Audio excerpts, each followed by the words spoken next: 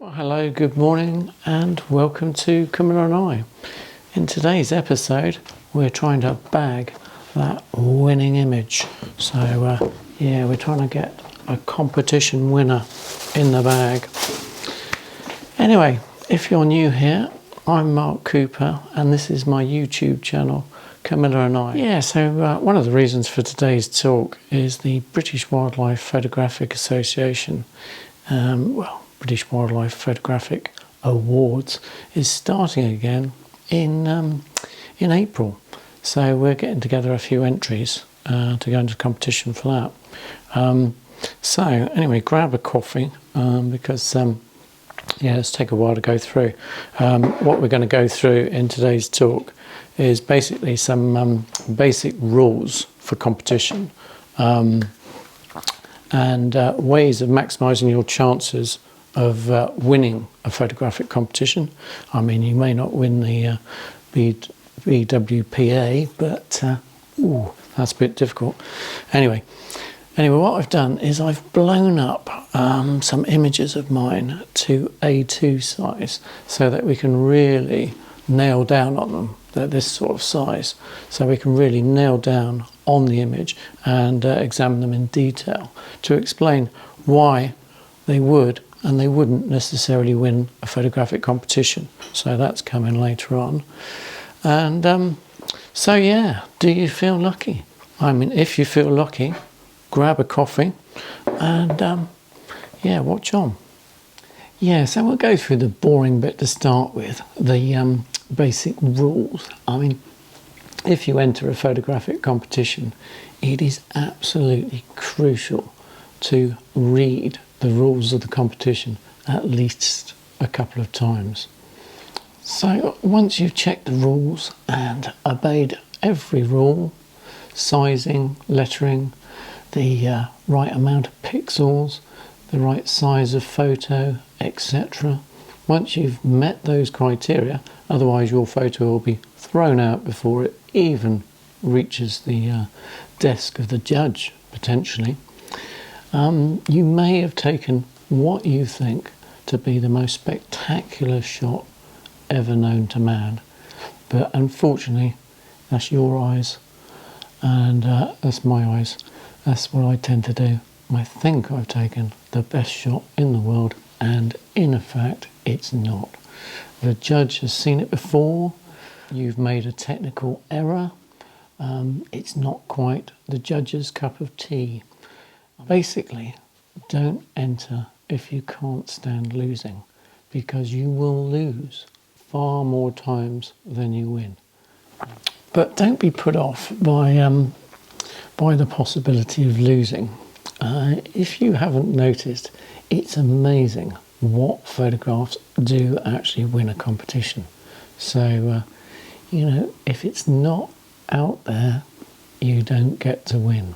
If you don't enter, you don't win. Simple as that. So how many brilliant images there must be sitting on people's computers right now which have not been entered for competition. So a golden rule is enter anyway. So presuming you're still watching and you've followed all the rules for the competition, what next makes a winning photo and what maximises your chance of winning a competition? Well, the first item on the list, I suppose, is to be relevant but be different. So you must enter the relevant category of the competition, but you must enter something that is a bit different from the norm. It's also a very good idea to take a photo from a different angle. 60% of wildlife photographs are still taken from waist height, for example. So again, far more dramatic to get eye contact and level with your subject. Simple things, but if you're winning a competition, probably get down low, but that's not always the case. Anyway, the message is change your angle of view, change your perspective, so that your photo stands out from the crowd. You also need a different exposure. It's fine taking record shots with perfect exposure, but on the whole, you'll find most of the winning images people have experimented with shutter speed, motion blur, all sorts of technical aspects in the actually taking the photograph. So yeah, bear in mind exposure. So creating an atmosphere or something that stands out in your wildlife photography is key. You do need something that really punchy, something really different. I mean, you can make your subject stand out from the scene. Let's take, for example, this quick one here. I mean, you can isolate your subject and make it really stand out. This is a Adonis blue, just taken on a stalk. Very simple, wings slightly opening, just doing something, but very subtle and thing. But make your image stand out from the background. Is something else. Make your image stand out. So another thing that makes an image stand out is unique or amazing interaction between a couple of birds. I mean, take for example this picture of a cormorant. Now it's not your every, we'll go through this picture later, but this is just an example of unique behaviour. I mean, you have cormorants fishing all the time, but it's not often that two cormorants fight over a fish. But anyway, we'll be coming on to this one later on. But you get the idea, unique behaviour. Another area for a winning wildlife photograph is artistic excellence. It doesn't always have to be the most crisp, clean image, perfectly exposed, etc. If you can create a great atmosphere in the photograph, and we'll come on to a potential one of those later. But so yeah, these are the sort of shots that you're trying to create, and at this stage I will now go through in finer detail some of the photos that I've blown up for you to the A2 size, this big boy size here, just to so we can really nail down on some of the detail in the photographs, and perhaps you can see the level that Camilla and I are going to in order to try and win the competition. I mean, obviously we're pretty good, but the photographs I'm going to show you are not winners. They may be blown up to A2, they may look fantastic to you, but they're not winners. And I'll go on now. I'll go on, get the coffee in, because I keep going on. But hopefully, by showing you these A2 images, you'll be able to see that the sort of degree and level that we're nitpicking to, and the required standard of photograph. So, and then you can, work down on yours. And it's the level of competition you go to. We're looking at entering the British Wildlife Photographic Awards here. We're not entering the local journal, which is perfectly admirable and great. I'm sure I might win the journal competition one day, but I haven't done yet. Won a few others, but not the local journal. Anyway, yeah. So don't take these photos as belittling your photos. Just see the level that you can take it to if you get really into wildlife photography, like Camilla and I. So here's my first photograph that I'd like to review on for a competition analysis sort of basis. So yeah, have a look, see what you think, guys. Is that going to win a competition? And well, it's Gadwell ducks, and this was taken at Lodmore near Weymouth, an RSPB reserve, and it's taken at a fairly low angle, so that's quite good. So we achieve that criteria. And it's a family or group of gadwall ducks fighting amongst themselves, and they've one's just taken off to sort of get away from the two here, and you've sort of got interaction between the two birds there and there. And yeah, it's not bad. I mean, the gadwall ducks are all in focus and whatnot. I've selected the right aperture. Yeah, so there's enough depth of field, and the gulls behind are thrown out of focus because they're further in the background. This one's a little bit predominant, but there we are. And yeah, so it features all the sort of like essentials you'd think in a winning photograph. And yeah, I mean, technically it's correct. But what's wrong with it, folks? What can you see the major flaw in the photograph? Well, it's background. It's all about background. Now, I've tried, and I did actually try, to get the seagulls in a sort of around the back of the bird that's taken flight, but it hasn't really worked. You've still got an enormous distraction behind that bird. And as I mentioned earlier, this bird here is particularly distracting to the photograph. So, yeah, so it's not a winner. So those are the levels we go to. Although this photograph does meet an awful lot of the criteria and would score quite highly in Camera Club competition, it's not going to win the British Wildlife Photographic Awards.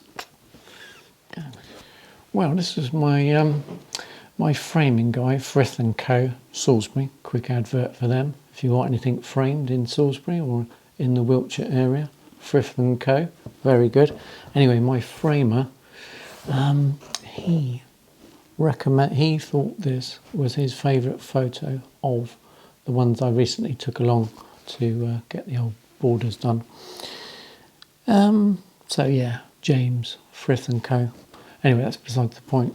Anyway, he loved this photo, and yeah, I love it as well in lots of respects. It was taken at local nature reserve, Lanford Lakes, and it's a barn owl, just with a mouse, just about, and returning probably to the nest as they put up this box there, and this lovely barn owl was probably feeding chicks at the time.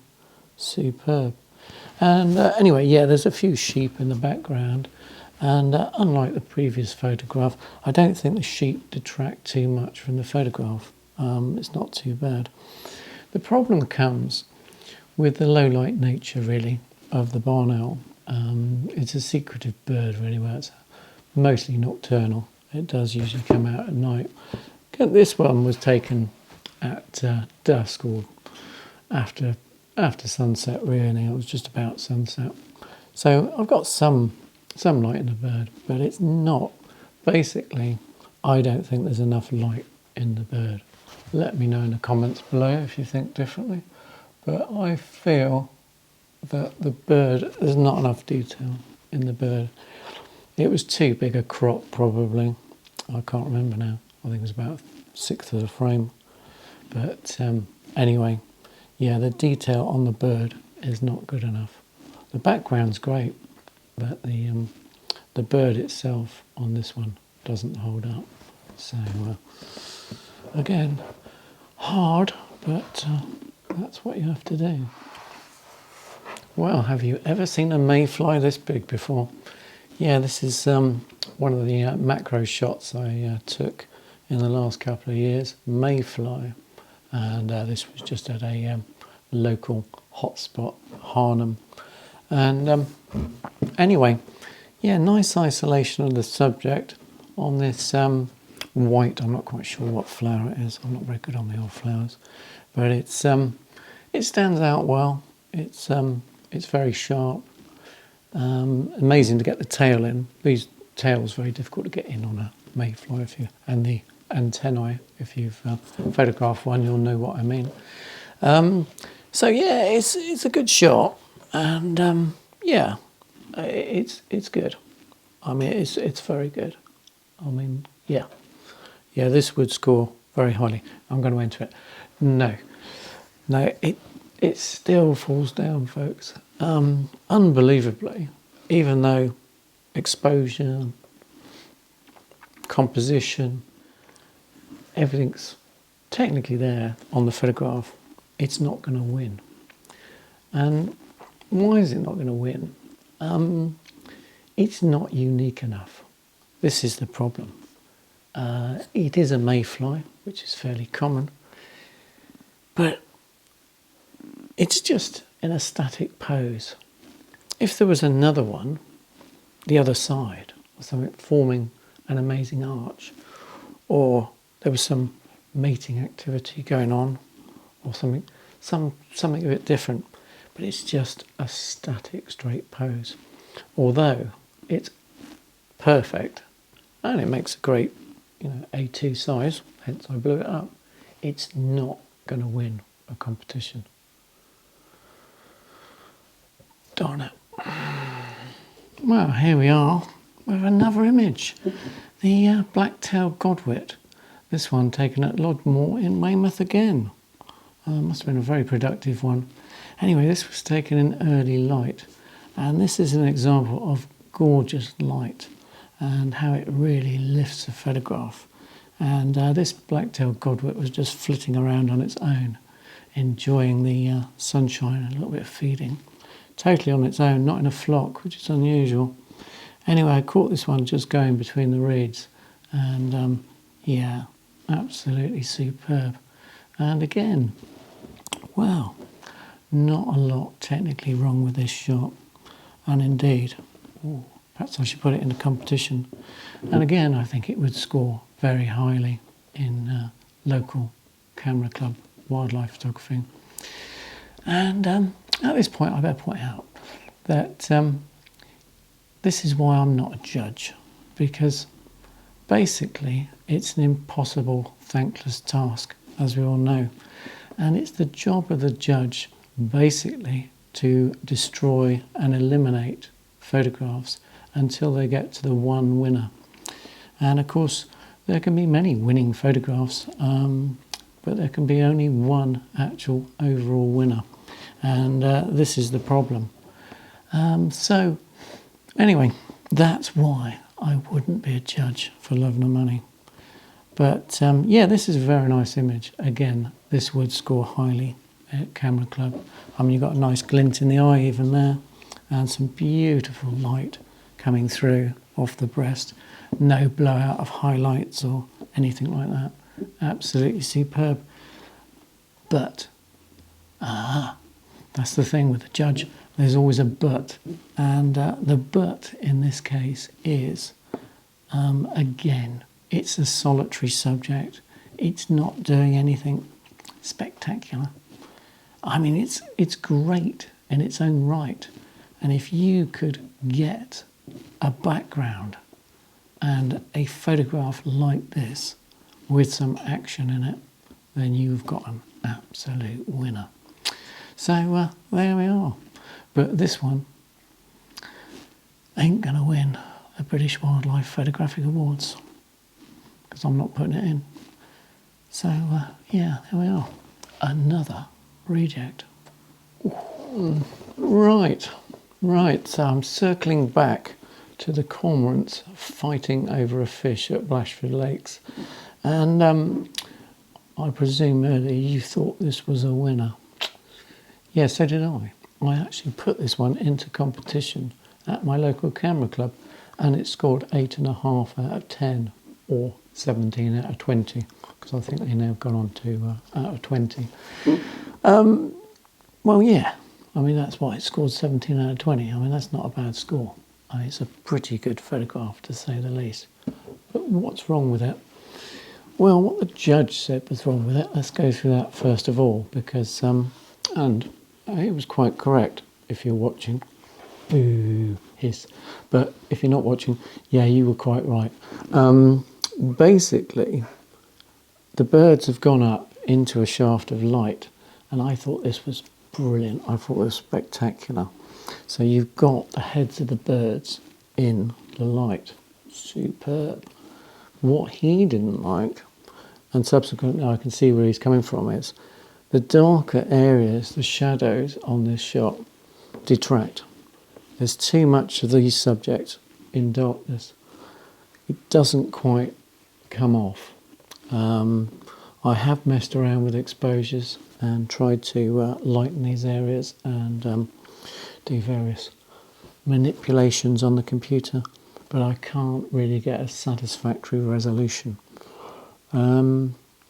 Plus, I always like the eye to stand out, and you see you've got a nice eye on this bird here, but this bird has got an eye as well, and you can't see that. So yeah, I know it sounds a bit anal, but yeah, it does detract. And also, ideally, you may notice this in one of your own photographs, you want separation between the two birds. Oh, this is painful. You can see that there's crossed heads. Ideally, you'd have them fighting over that fish, and probably with the Sony A1 now at 30 frames per second, rather than the Nikon camera I think I was using with this one, at 10 frames per second, I may have had a frame where that fish was between the two birds. So they each had, one had a tail and one had the head, as you see. But on this occasion, because I didn't have the Sony A1, I didn't get that separation. So yeah, bird separation. So there we are. What you think is an absolute winner is actually not. Anyway, dishearteningly not. Keep watching. Don't get disheartened by looking at my photos and thinking that yours aren't good enough, because as you can see, mine ain't good enough. I mean, I will be entering the British Wildlife Photographic Awards because I have got a few shots in the bag. A few shots in the bag. Not that one. A quick throw that in. But obviously I don't want to declare my hand before the competition particularly. And are they actually going to win the competition? To be honest, no. I would be very surprised, even using the Sony A1, the best equipment. You see why we use the best equipment, because you only get one chance at that shot. Anyway, hopefully I've given you an idea of what you need to do in 2022 to maximise your chances of winning. Practice, practice, practice, of course, is absolutely essential. The 3 Ps. Don't bother with anything else. You've got to get to know your camera inside out. But once you've taken that winning image, you want to join your local camera club and see if it is actually a winning image. Have it judged by somebody in person who can explain their reasons why your photo is an absolute load of rubbish in the nicest possible way.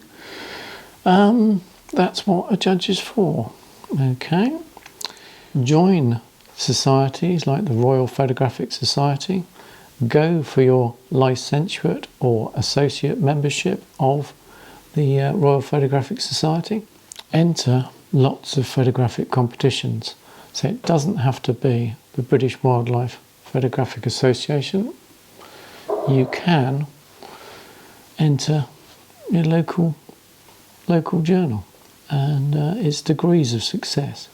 I mean, it's a success to get your photo in your local journal. And yeah, that's fine. So in conclusion, if you have a wow shot, don't leave it on your computer. Let the world see it too. You never know, it could be you in 2022. So have a good one. Bye from Camilla and I. Get out there, win that competition. Awesome.